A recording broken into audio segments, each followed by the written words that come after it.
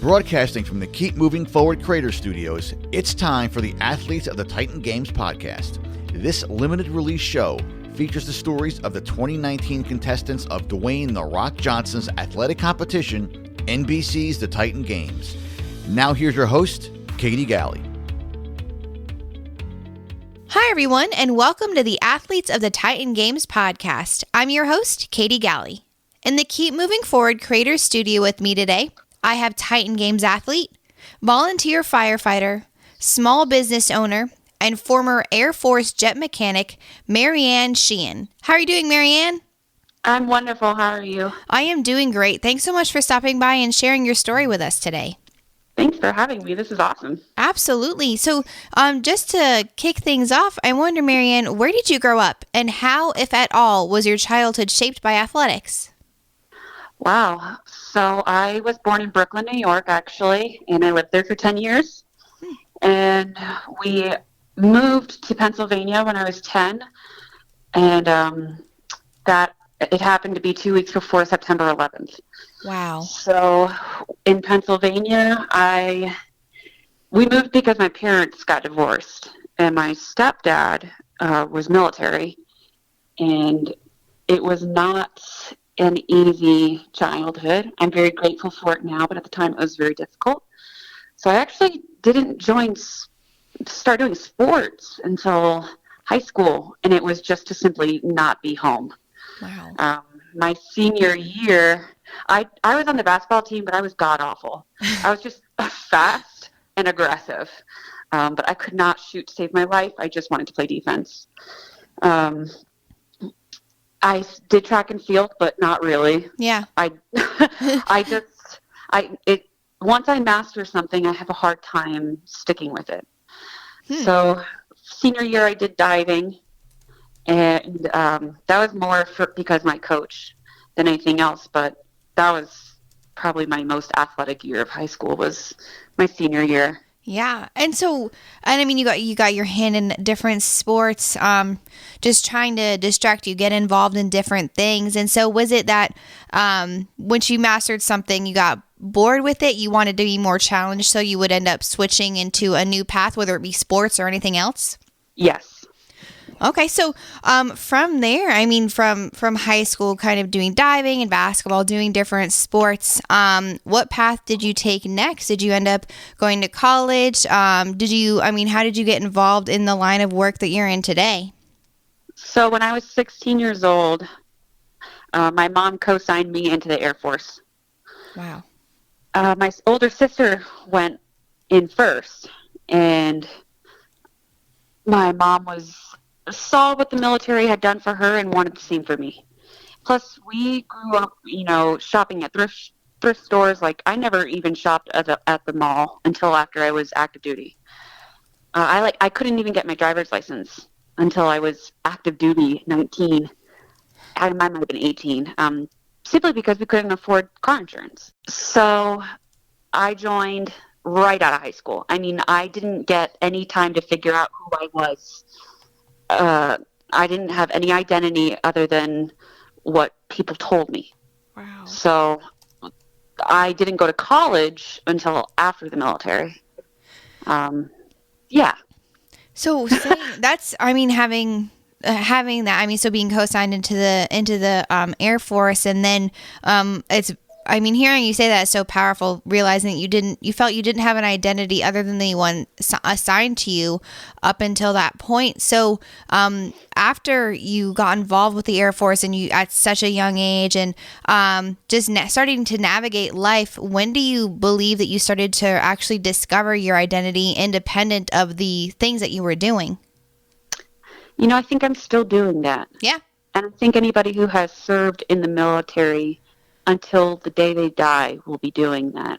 Wow. It's, I don't know if you've ever seen the TV show Ballers, but they have these NFL players who have no idea who they are when they're done with their season. And it's exactly like that. It's, especially for active duty. I can't speak for Guard or reserves, but active duty, it is your life. It is all day, every day. And you put on they tell you what to wear. They tell you where to go. They tell you how to act, who to report to, how to speak, in so many things. And then when you get out, you're like, I don't know what to do with myself. I don't know where to go. I don't have this camaraderie anymore. And it was very difficult for me. So I just tried everything because I had no idea who I was. I was a chef in Virginia.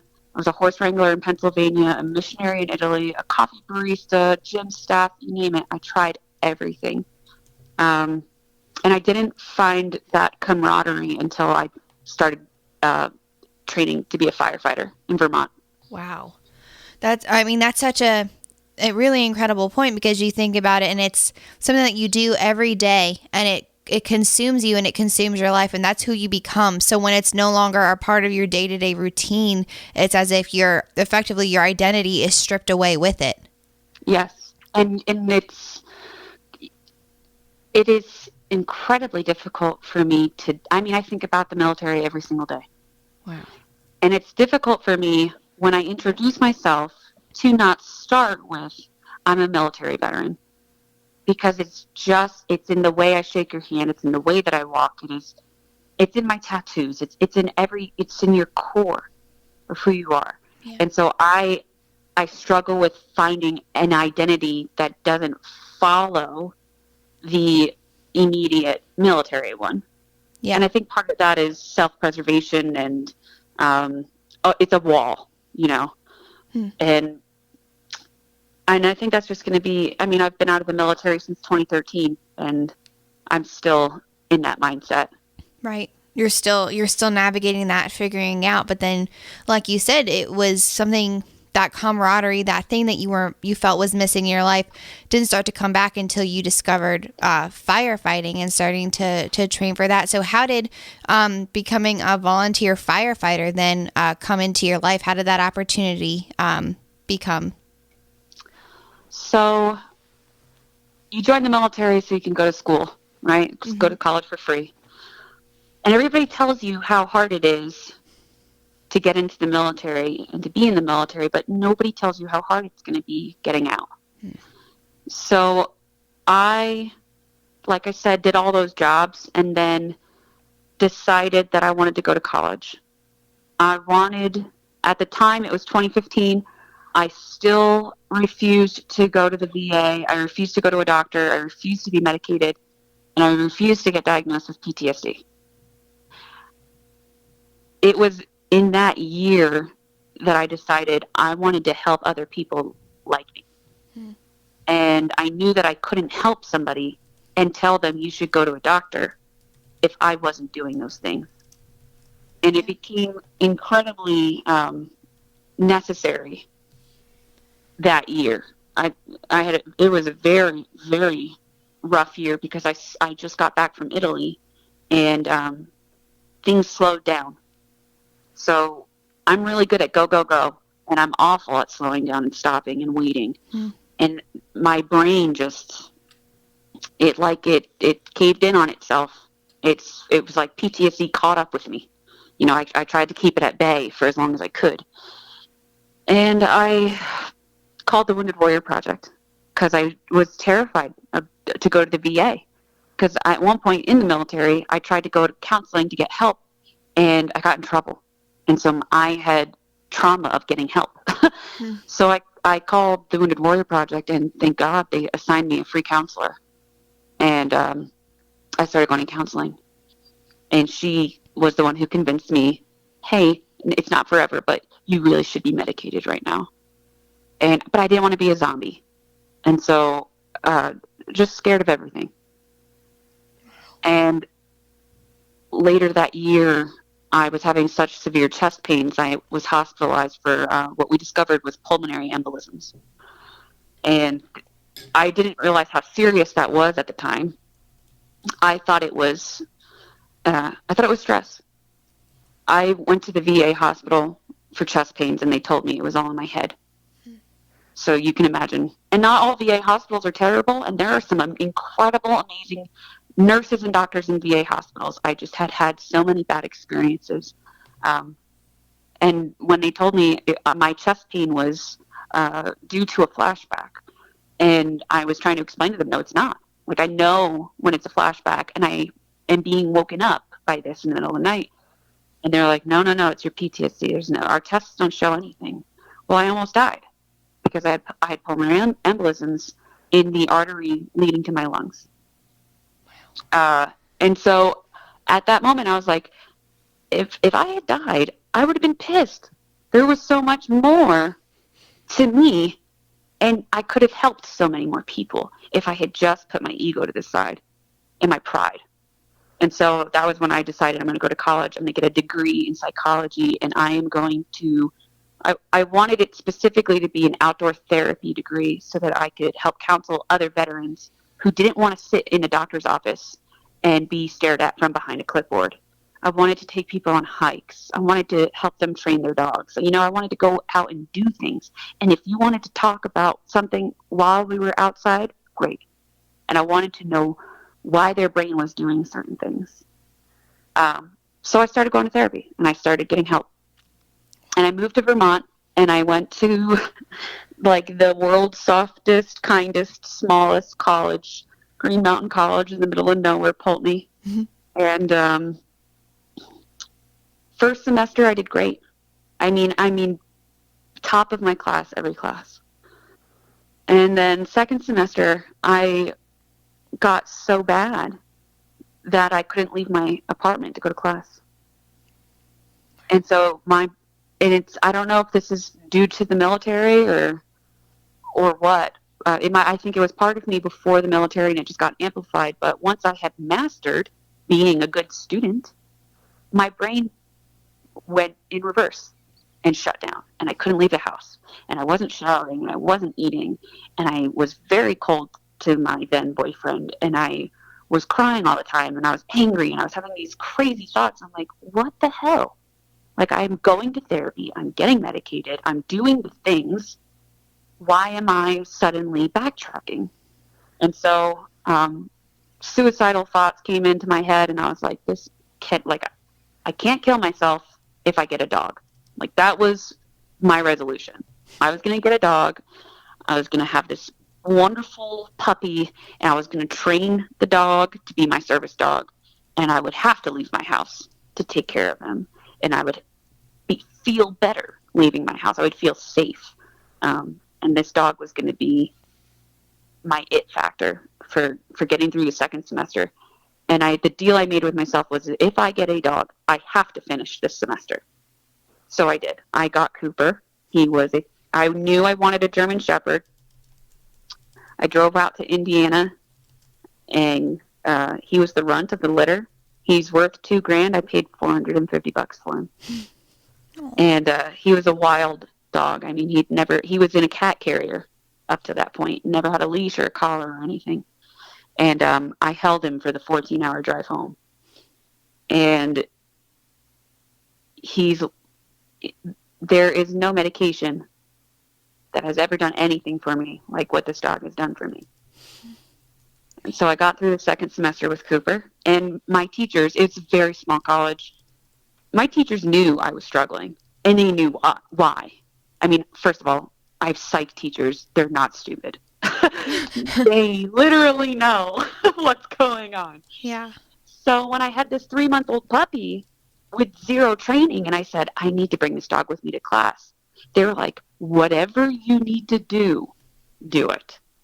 So that was great. And then I got selected for a program in Chicago that was going to be 3 weeks long, and it was intensive outpatient. It was an intensive outpatient clinic for PTSD, and I was going to bring Cooper with me, and it was going to be right in the middle of my third semester. So I went to the college and I said, listen, I'm going to go to this. There's a couple classes I would like to take. This is going to be my last semester, because I know mentally I need to not be in a classroom with 18-year-old kids right now. But I do want to take a couple classes before I take a break. So my teachers allowed me to take my classes online for those 3 weeks. And I was allowed to create a class. So I did an online blog on nutrition and diet and what nutrition plan you should have for your specific sport. And I only went to college that semester because I saw an American flag on Pinterest, classic white girl. And I really wanted it. It was made out of wood. It was beautiful. And it was like $400. And I was like, I can't afford that. Screw that. I'm going to make it. That's one of the gifts that the military gave me. I had never touched a wrench before becoming a jet mechanic. And so I have a mindset forever of, if I can do that, I can do anything. So when I see something and I genuinely want it, I'll just make it myself. So our school offered a intro to carpentry course, and I took it. And that was literally the only reason I went to school that semester. And for the class final project, I was allowed to make a piece of furniture, and I asked if I could make an American flag, and they said yes. Now, this flag came out so ghetto and so ugly. And, like, first of all, I tried to make it the proper measurements for the United States flag code. And I did. I didn't have any way to make sure the pieces of wood were the same depth and thickness.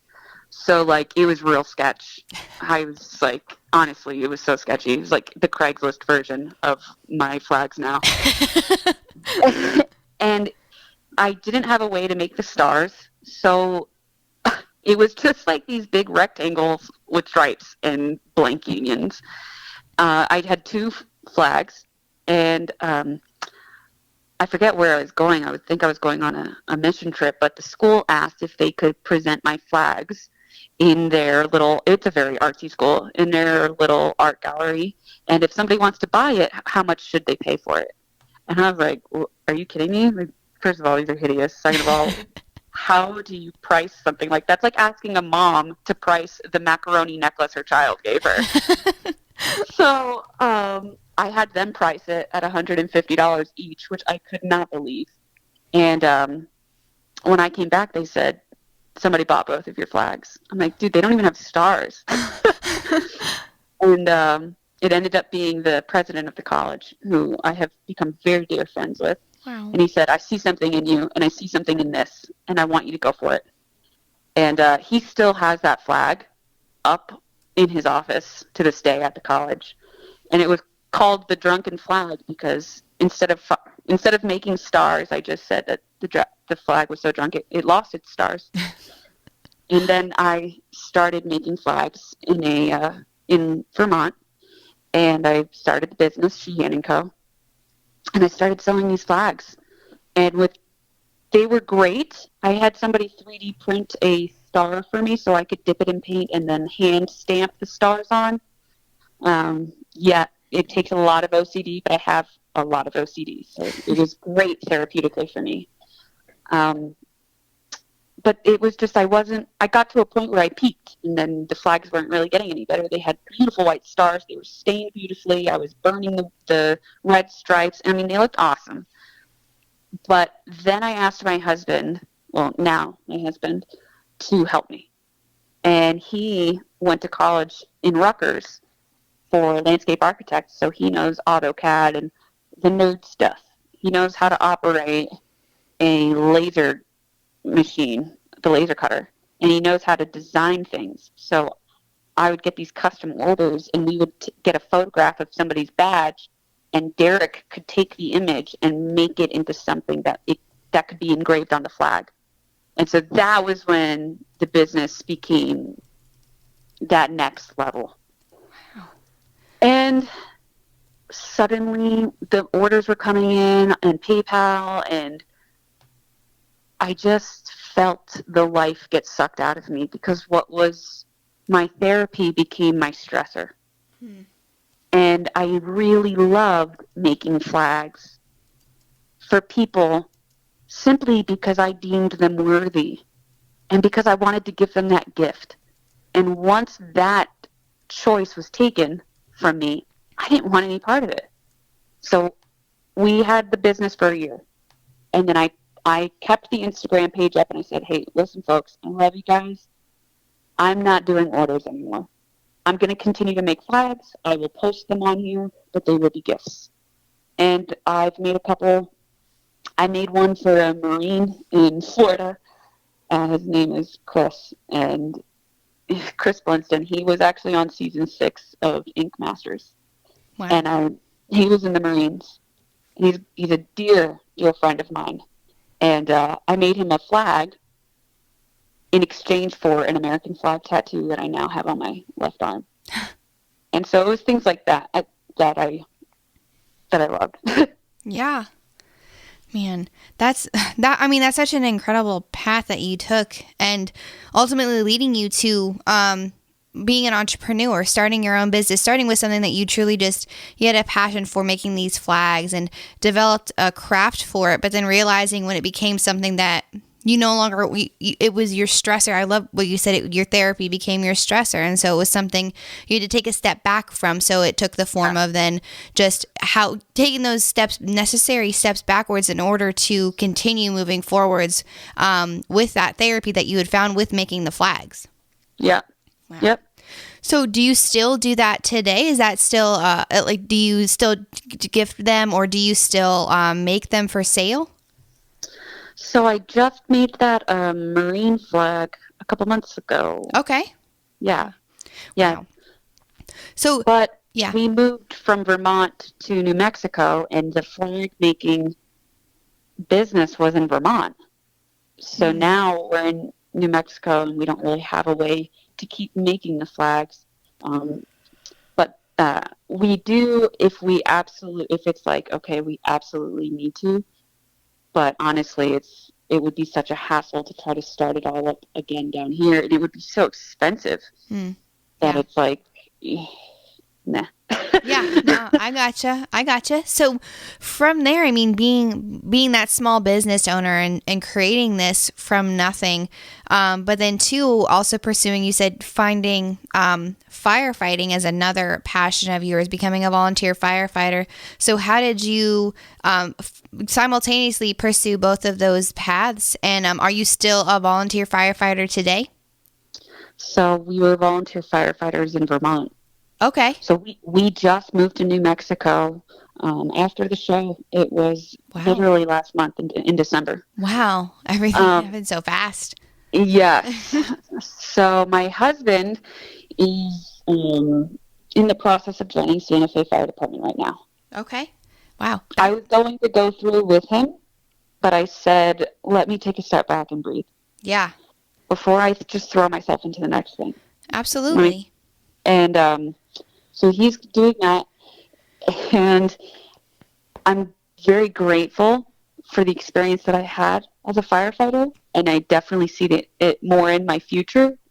It's actually why, so a reason why I said, let me take a step back and breathe, is because I have become very involved in traveling to Florida, and it's a very unique thing. It's definitely a calling. Like, there's no way you can't make this up. So this guy was following me on Instagram, who was a firefighter. He was following me because I was a firefighter. Followed me for a couple years, and then he saw when I started the business making American flags, and he was like, "Man, this is really cool. Like, these flags are great." And in February, we had Valentine's Day of last year, we had a fire it started at like 8 p.m. at night, and it didn't end until like 3 in the morning. It was a long one. And when we got home, Derek and I were exhausted. And I remember scrolling through my Facebook and seeing all these posts for school shooting. And it's horrible to say it, but we have had so many school shootings in America that it didn't faze me. And so I kept scrolling through the newsfeed, and it just kept popping up: Stoneman Douglas shooting, Parkland, Florida shooting. And I'm like, and you see, these SWAT guys and these kids walking out of the school with their hands up. And I'm like, all right, must have been a big shooting. And I saw one video that was, taken from a student's phone, and it was, SWAT clears the room. And the military side of me kicked in, and I said, oh, I wonder how they cleared the room. Like, I want to check out the SWAT guys. And I clicked the video, and all I remember is seeing these hands go up when the SWAT team entered the classroom. And I remember the hands were shaking. And I remember thinking, those hands are so small. And I just started crying. And I never, first of all, I never get emotional over the news. I never in my life has that ever happened. And so I knew, I'm a very spiritual person. And so I knew there's a Bible verse, break my heart for what breaks yours. And in that moment, I was like, whatever it is, I'll do it. And so the next day, that firefighter reached out and said, I'm alumni of this high school that just had a shooting, and I'd really like it if you would make us a memorial flag for the school. Wow. And so I said, I agreed. And I said, listen, I don't have any ties to Florida. We want to make sure that we do this and we do it well. So there was an alumni Facebook group, and we would send them poll questions of, should the stripes be red and white, or should they be the school colors, silver and maroon or burgundy? And the alumni would vote, and then we would do that to the flag. So they felt like they were in control, and they were designing it, and we were just creating it for them. And in the early stages of making that flag, I turned to Derek in bed late one night, and I said, I think I'm supposed to fly this one down. And he said, really? And I'm like, yeah, I really think I'm supposed to get on a plane and hand deliver this. And which is not crazy for me to do, but I had never done it before with a flag. So, prayed about it. And then I got an Airbnb for 3 days by the school, and flew down to spend the weekend and just make sure that the flag got to the school safely. I mean, we poured ourselves into this flag. And so I wanted to make sure it got to the school safely, and that it didn't end up on some in the background of some political speech on guns or anti-guns or whatever. I just wanted to make sure it got to the school.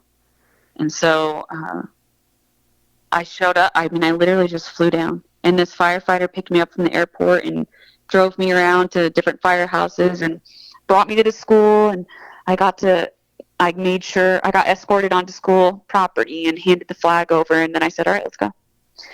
And we went to a fire station where they have training in Parkland, in Coral Springs.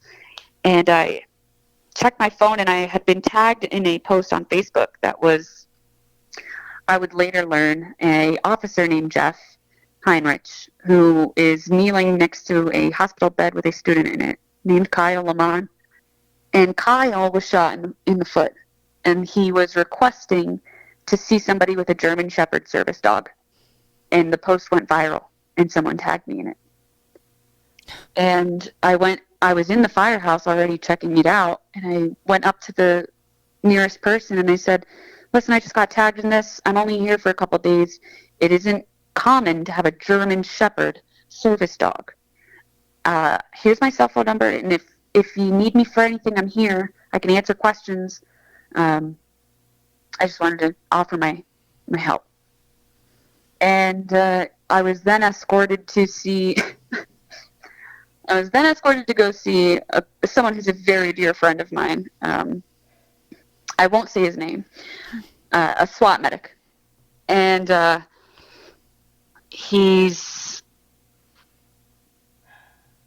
were so swamped.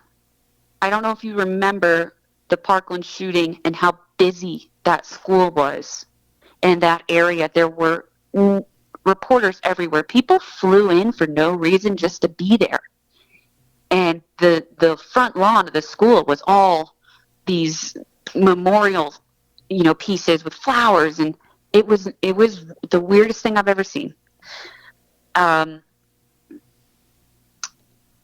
like tragically beautiful. Like you loved that people were coming together, but you hated why. Mm-hmm. And I was, I ended up getting like interrogated. No, I feel like interrogated is not the right word, but vetted to make sure that I wasn't one of the crazies. Right. That just wanted 5 minutes of fame to say, look what I did helping these kids, Right. And so I was taken into the back area of the firehouse, and they said, tell us about your dog. I said, well, this is Cooper. He's a couple years old. When his vest is on, you can't touch him. He's in work mode when his vest is on. But when his vest is off, he's a puppy. And they just asked me questions, and they said, what does he do for you? And I said, well, when I get triggered, my blood pressure goes up, and he can sense that. We release a different hormone. We release a different scent when we're triggered, which is why our dogs know when we're sick. They know when we're stressed. They know when we're tired. They know when to cuddle with us, And so, and this is just stuff that you learn with time of having a service dog. And this area had no idea what PTSD was. No idea. They didn't know if they got a service dog, would they have to keep the dog with them at all times, no matter what? Could they bring the dog to church? Things like that. And I was there to answer those questions. And so once they realized it was the real deal, they called up Jeff from that post, and Jeff brought me and Cooper to the hospital to see Kyle. And here I was supposed to fly out the next day. Yeah, it was Tuesday. And Kyle, I walked in, and his hospital room was filled with his family, and his family's amazing, absolutely amazing. And he's playing Call of Duty on the hospital bed. And I brought in Cooper, and just the moment I walked in the door, all I heard was, I'm so proud of how strong my Kyle is, from all of the family members. I'm just so proud of how strong Kyle is. And he was. Absolutely he was. He was the poster child for, I've been shot, but I'm not going to let this define me. And so I nodded, I smiled, and then, when people went outside to speak to doctors, I followed, and I said, hey, listen, every time you tell somebody as they walk into the room that you're so proud of Kyle for being as strong as he is, you're denying him permission to be anything but. I said, second of all, the balloons in the corner have to go, because if one of those things pop, it's going to sound like a gunshot to him. Knowing that I was going to be stepping on toes, knowing that I was going to hurt feelings, knowing that I was saying the things that no mother wants to hear.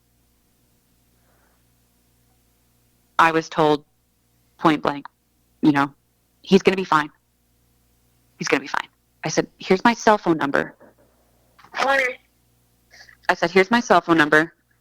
If he starts freaking out, I said, when he starts freaking out, when he starts having nightmares, when he has a flashback, when you don't know what to do anymore, you call me.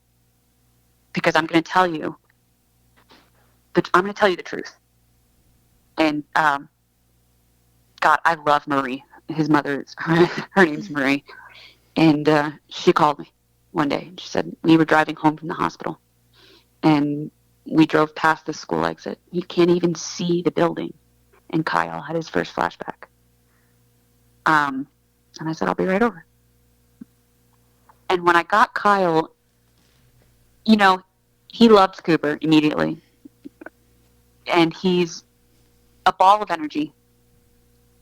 But when everybody left the hospital room, I got to sit with him for a moment, and I said, hey, how you doing? And he barely gave me any attention. He thought I was cool because I have tattoos and I have this awesome German Shepherd, but he was playing Call of Duty. He wasn't really into the whole talking thing, which is ironic because that kid doesn't shut up. But at the time, he was a little not so, anyways. So I said, how are you sleeping? And he said, I'm sleeping fine. I said, all right. How long have you been having nightmares? And then he stopped playing, and he put down the controller, and he said, how did you know?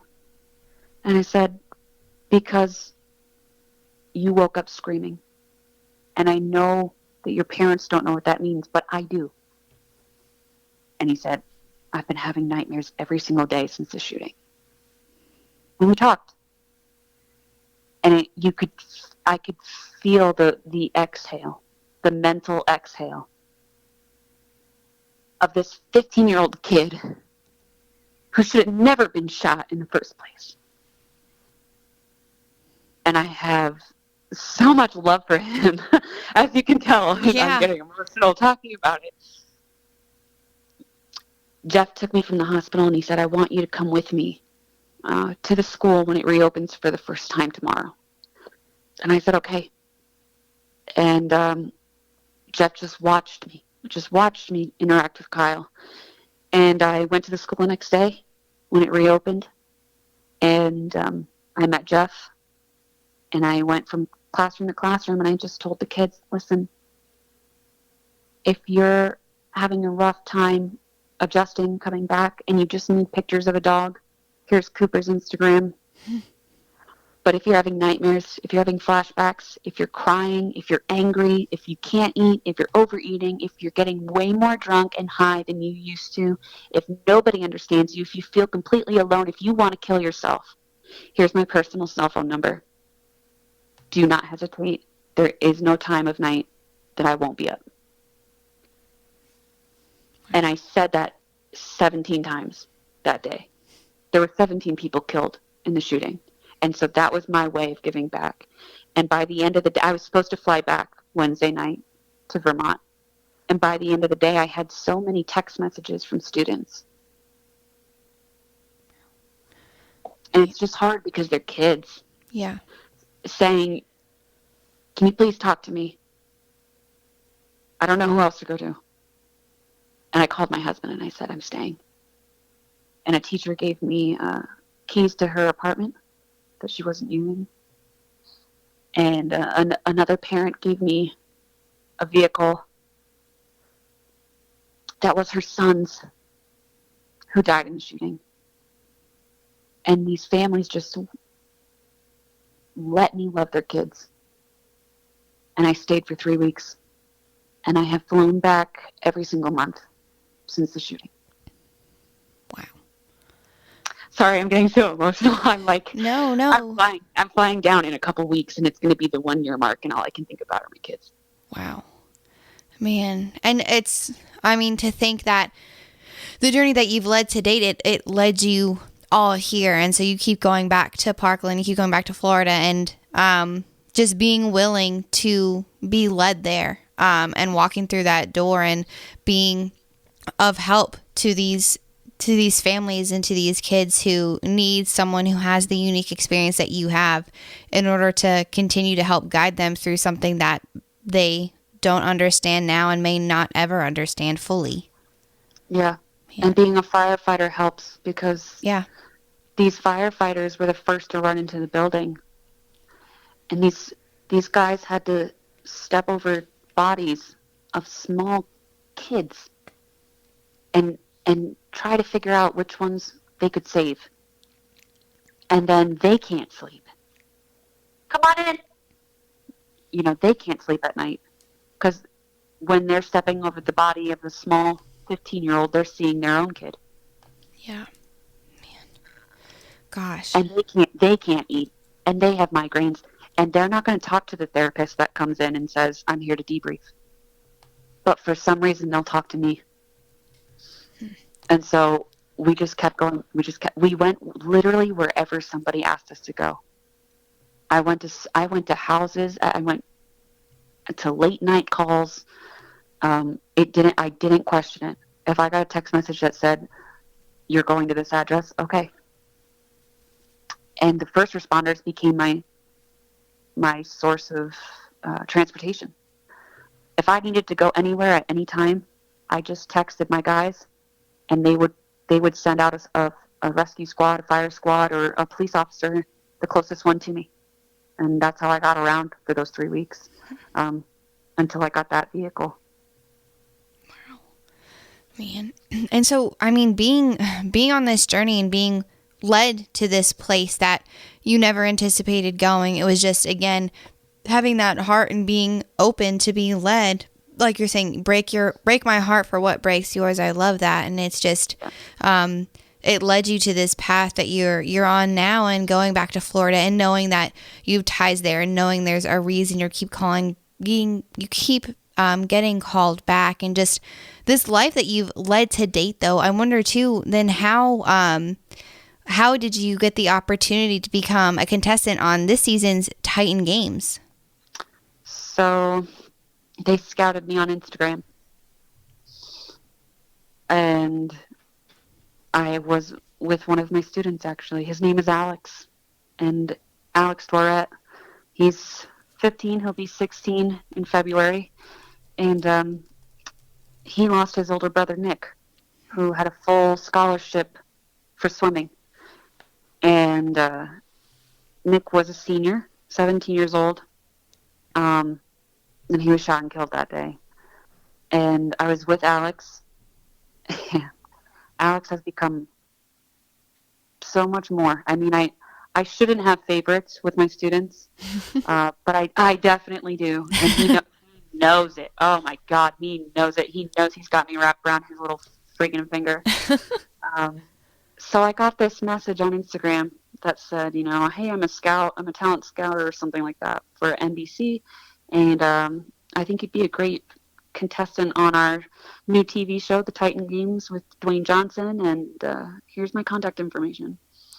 And I was in Alex's room, and I turned to him and I said, now you listen here. If anybody ever sends you a message like this, do not respond. I said, it's some creepy guy in a basement somewhere trying to kidnap you and chop you up and sell you for parts on Craigslist. Oh my God. Right? Yeah, but it's true. It's true. And Alex said, wait a second, Dwayne Johnson, that's The Rock. Like, you're obsessed with The Rock. I'm like, yeah, but it wouldn't really be that hard for any kidnapper to figure that out, right? So, like, I have, like, that military mindset of, like, nah, I'm not about to get kidnapped. Right. But Alex is a 15-year-old boy who's like, I am about to be friends with a celebrity. So he was like, you have to just call the number. Like, what's the worst thing that can happen that they call the number? And I'm like, I'm not calling that number, Alex. Like, this is 100% fake. And he's like, just do it for me. And I'm like, are you serious right now? Right? Like, so I'm like angry at him. And I'm like, all right. And so I called the number, and it was real. And I was like, and to this day, Alex says, whenever you do interviews, you better mention that the only reason you did that show was because of me. I created you. He's like, you were nothing when I met you. Oh my gosh. Yes. Give credit where credit is due. There you go. Yeah. Alex, the second day school reopened, I mean, a lot of this was just being in the right place at the right time. Mm-hmm. Divine encounters, we'll say. Alex's mom had called Nick's swim coach and said, Alex didn't go back to school the first day. And she said, I'm really worried about Alex going to school. Now, Alex also had a bullet graze the back of his head. Mm. And so after losing one child and almost losing the other one, they were terrified. They didn't want him to go back to school. And so she called the coach, and she was like, I don't know what to do. I don't want to send him back to school. I don't feel safe with him there. And the coach looked at me and she said, well, I have a military veteran here with a German Shepherd that can personally escort him around until you feel better. And that's exactly what we did. I met Alex the next morning, and I sat with him in all of his classes, and you do not realize how much you didn't pay attention in high school until you go through it again a decade later. Let me tell you. Oh my gosh, so glad I was not taking any of his exams, but that's how I met Alex. And it was an instant connection with Alex. And at one night, I ended up, his family hosted me, and I would stay at Alex's house. And one night it was like 3 a.m, neither of us can sleep, and we just don't shut up. And he starts asking the hard questions. And I'm not going to tell you exactly what we were talking about, but he was asking the hard questions that really, really broke my heart. And he just said at one point, "You feel like Nick to me." And I made I was made a res- I made a resolution that no matter what anybody said, what anybody thought, whether I had the money, I was going to keep flying down and be there for Alex until he graduated high school. And he's my little brother, and I never had a little brother. I never had a brother, and it's heartbreaking. It is so heartbreaking to just be in a home where people have a hard time walking by a bedroom. And knowing I will never, ever replace his brother, but if I feel like his brother to him, that's such a unique responsibility. I think love comes with responsibilities, and I don't know, I mean, that was the deal maker for me. And at one point, his parents wanted to move to Sweden because that's where his mother's originally from. And, they were talking to me about it, and he's, Alex doesn't want to move to Sweden. He doesn't want to move to Sweden. I'm like, that's weird. I would totally move to Sweden if I could. First of all, every Swedish person that came to their house was stupid gorgeous. Like, they don't age. I don't understand. And, I finally asked Alex, I said, "Dude, why don't you want to move to Sweden?" And he's like, "Can you and Cooper go to Sweden?" Oh. I'm like, "Yeah, of course."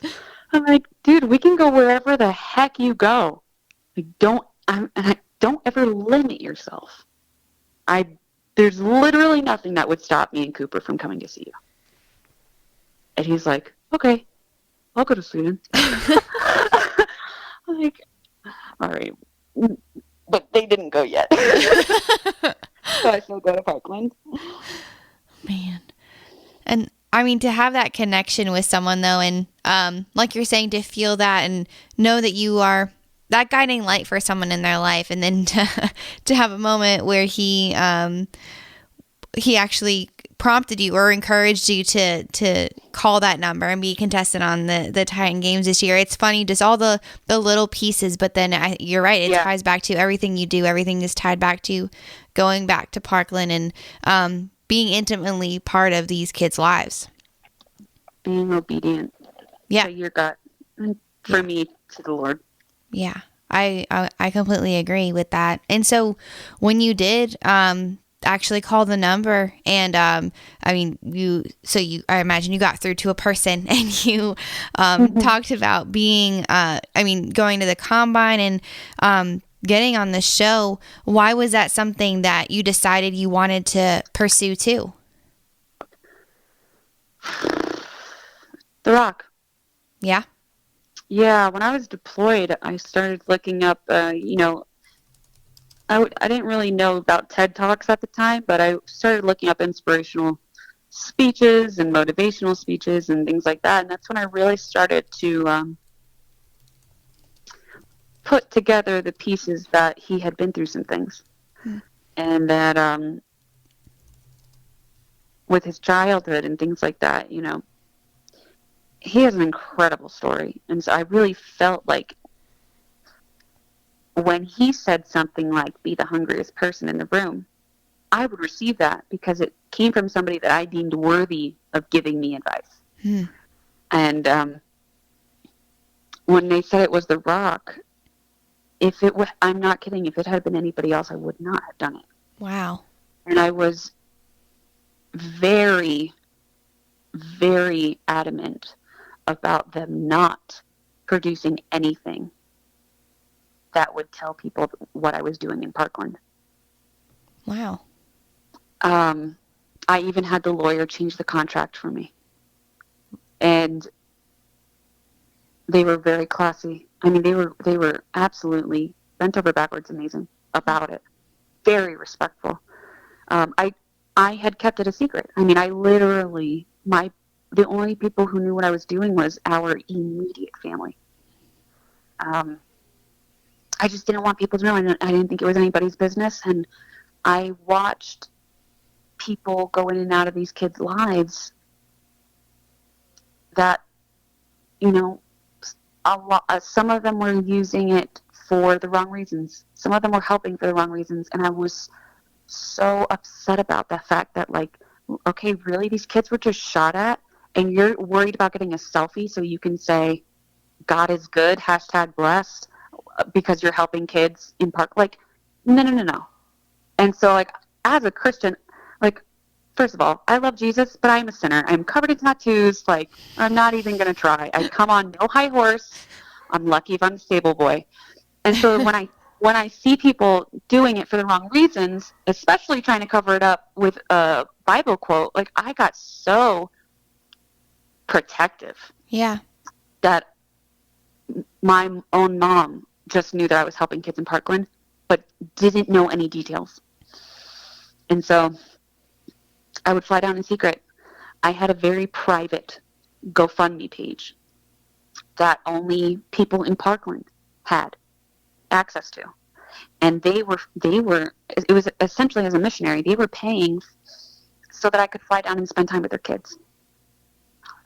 And I was terrified of how I would look if I went on the show to compete as an athlete, but ended up looking like all these other people that were just using the kids for 5 minutes of fame. Yeah. And so the show was absolutely amazing about it. And I can honestly say that because of the show, I found the courage to say, this isn't about me. Yeah. This is about letting the world know that there are still good people out there, that love does exist. This isn't about their story. I'm not telling their story either. I just wanted to shine the smallest bit of hope in a very dark topic in our country. And I did my first interview for the Titan Games was with a good friend of mine, John, and he's a news anchor. And we went out, and he's a news anchor in Coral Springs. That's the big key there. So I met him through one of the parents who lost a child. Andrew Pollock lost his daughter, Meadow. And we were out to eat, the three of us. And he said, I'd love to do an interview. Okay. I actually went with Andrew for him to do an interview, but they loved me so much that they wanted me to come back for an interview. And so and I said, no, like, and I'm not doing an interview on what I do in Parkland. I said, if you want to do an interview just on the Titan Games, I'm game. So we were out to eat, and he said, why don't you want people to know? And I explained it to him, and he said, listen, this is not about you. You were called here. You were doing God's work, and that's not something that you get to decide whether or not people should know about it. That's something God decides. Wow. And so just to have that kind of person in your life, and I'm like, I was terrified to be interviewed by somebody that I didn't know what questions they would ask. I also don't particularly enjoy getting emotional. Yeah. And being as protective as I am about it, I was just terrified. And he said, listen, I'm not going to ask you anything that you don't feel comfortable answering. And he said, and I'll do one even better. We won't do it live. We'll do it at your pace on a day off. And that's what we did. And he asked me about Cooper. He said, listen, I'm not going to ask you about your PTSD. I will ask you about Cooper. I will ask you about how he helps you and how that helps kids. And I said, okay, great. As long as the attention is not on me, Yeah. I can talk. And so we did that interview, and I had fun. I couldn't believe it. I had fun. Cooper, not so much. He's not a fan of the cameras. Aw, Cooper.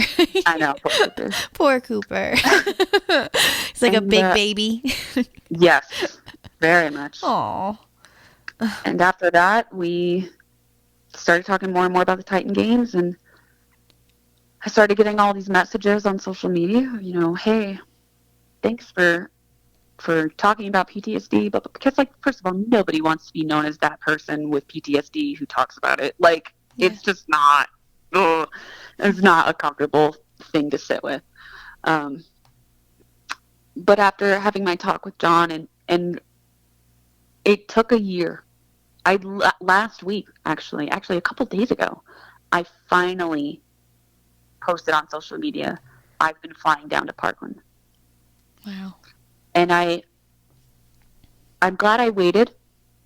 I needed that time. In the past year, I mean, these families know me. This community knows me. They know that person I'm terrified of being perceived as, they know that's not me. Yeah. And that's all that matters. But the push I needed was the show. Yeah. And the show, and not for any other reason except I met all these other athletes that had these incredible stories that were so inspirational because they knew that even though the story's about them, the purpose behind it isn't for them. Yeah. It's for the person that needs to hear it. Yes. Man, that really is so true. I love that. And having that realization yourself, seeing you were doing all of this good work and not wanting to put it out there, seeming like you were trying to be boastful, but that wasn't the point at all. It was realizing it was something so much bigger than yourself and using the platforms that you were given because of being on the Titan Games for that purpose, to shine a light on something that needed to be seen, and two, seeing it in the other contestants as well, them shining lights on things that they were advocating for or helping people through. And Marianne, with that, I mean, this incredible admiration and respect that you have for The Rock and wanting to go after this pursuit in the Titan Games, and two, meeting all these other people on the show, I wonder, what would you say with this experience is your definition of a Titan?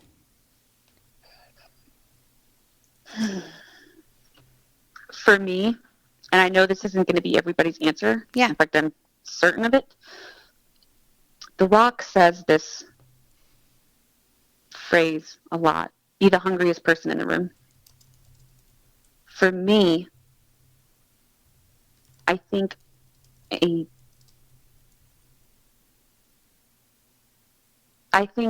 Titan, that the kind of Titan that I would want to be and be around, is the hungriest person in the room, but still eats last.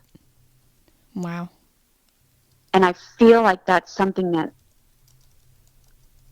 yes, I am competitive. Yes, I want to be the best. Yes, I am so hungry for my life to do and be everything. But I also have a servant's heart. And I know one day when I'm 6 feet under the ground, I'm going to look back and I'm going to want to remember a life of giving to other people and serving other people and eating last. Yeah. More than I'm going to want to look back and think, I'm glad my stomach was full. Yeah.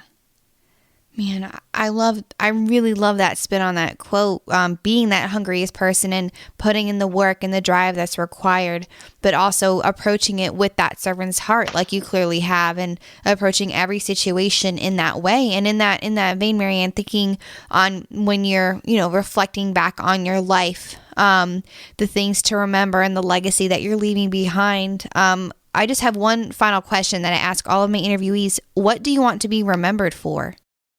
Inspiring others at the expense of my own vulnerability. Thank you all for tuning in to today's installment of the Athletes of the Titan Games podcast. To learn more about each of these Titan athletes, be sure to check out their information in the links in my show notes. Furthermore, to stay up to date on all things coming out of the Keep Moving Forward Creators Studio, be sure to subscribe to the Keep Moving Forward podcast iTunes channel and follow along on social media, also available in the show notes. As the creator of the Titan Games, Mr. Dwayne "The Rock" Johnson says, "Titans aren't born, they're made." And I hope today's story helped you realize all that you are capable of becoming if you put in that hard work and just keep moving forward.